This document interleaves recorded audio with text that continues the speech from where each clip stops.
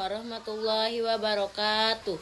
Perkenalkan, nama saya Suci Ramadona dengan NIM 2251012014. Baiklah, di sini saya akan menjelaskan makalah saya yang berjudul penutup dengan judul peran penting pesantren dalam perkembangan Aswaja dengan dosen pengampu Bapak Ashar Nur Rahman MPD, Program Studi Pendidikan Guru Madrasah Ibtidaiyah, Fakultas Ilmu Tarbiyah dan Keguruan, Institut Agama Islam Abu Ya Saleh Sarolangun. Sejarah dan kedudukan pesantren di Nusantara. Pesantren pada umumnya didirikan oleh ulama atau kiai yang dilandasi semangat kemandirian, kesederhanaan, dan keikhlasan dalam berdakwah. Sebagai lembaga pendidikan Islam tertua di Indonesia, pesantren telah tumbuh berkembang jauh sebelum sistem pendidikan modern diperkenalkan oleh pemerintah kolonial.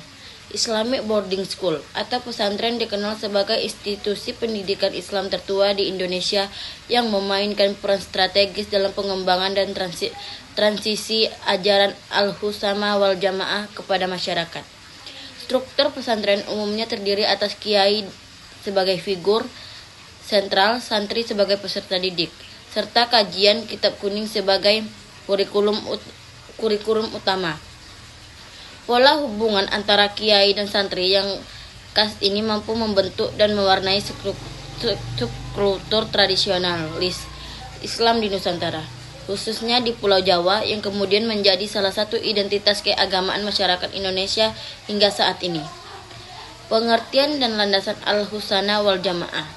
Al-Husana wal Jamaah atau Aswaja merupakan manhaj atau jalan pemikiran keagamaan yang berakar pada tradisi pada ulama Salafus Salih, yaitu generasi terdahulu yang menjadi rujukan dalam memahami ajaran Islam secara autentik. Aswaja bukan sekedar aliran teologis atau mazhab fikih semata, melainkan sebuah cara pandang hidup menyeluruh yang menyentuhkan 3 dimensi utama, yaitu akidah, syariah, dan tasawuf, dengan tetap menjaga kesetiaan pada ajaran Rasulullah SAW. Peran pesantren dan pengembangan Aswaja. Pesantren memiliki peran yang sangat strategis dalam menjaga keseimbangan ajaran Aswaja di tengah masyarakat.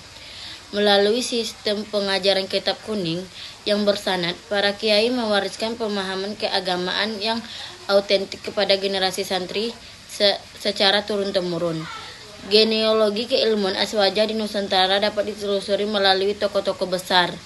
Perkembangan Aswaja di lingkungan pesantren juga tidak dapat dilepaskan dari peran organisasi Nahdlatul Ulama atau NU yang didirikan pada tahun 1926 oleh para ulama pesantren.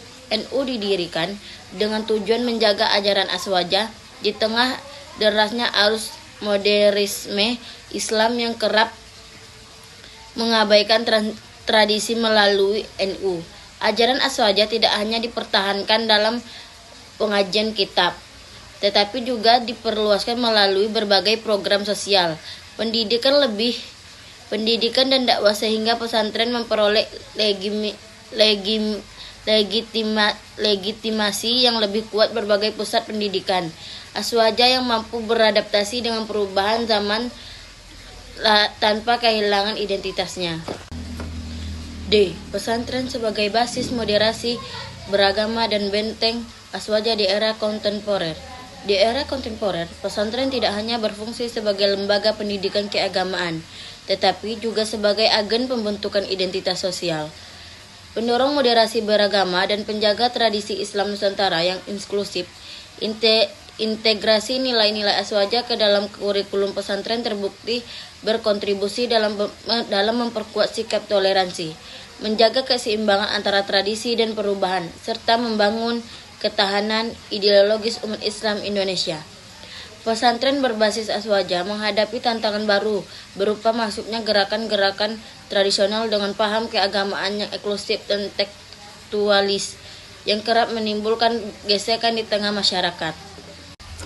Jadi, kesimpulannya, pesantren merupakan lembaga pendidikan Islam tertua dan asli Nusantara yang memiliki peran sangat strategis dan menjaga, mengajarkan, dan mengembangkan paham Al-Husana wal Jam'ah atau Aswaja di Indonesia melalui sistem pengajaran kitab kuning. Sanad keilmuan yang bersambung kepada ulama terdahulu, serta pola hubungan kiai dan santri yang khas. Pesantren mampu mewariskan ajaran Aswaja secara autentik dari generasi-generasi. Baiklah, itulah yang dapat saya sampaikan. Lebih dan kurangnya saya mohon maaf. Saya akhiri.